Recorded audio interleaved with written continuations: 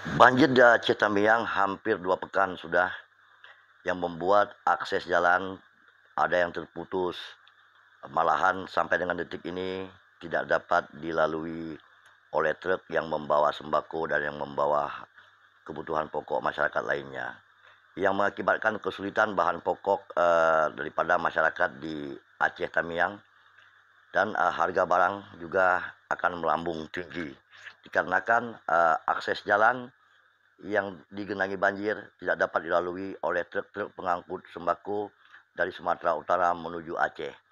Nah, pada hari ini di Aceh Tamiang telah hadir salah seorang anggota DPRA Provinsi Aceh, yaitu Darwati Agani, anggota DPRA dari partai PNA, hadir membawa bantuan kepada masyarakat Aceh Tamiang yang saat ini ada di pengungsian.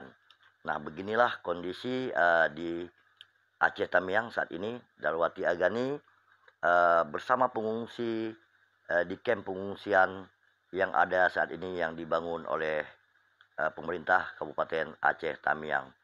Nah, simak terus video ini sampai dengan selesai. Jangan lupa di like, di komen, di share, dan di subscribe. Inilah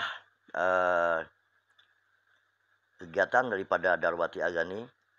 Beliau merupakan salah seorang anggota Dewan dari Partai PNA, menaiki sampan menuju ke kamp-kamp pengungsi yang ada di Aceh Tamiang.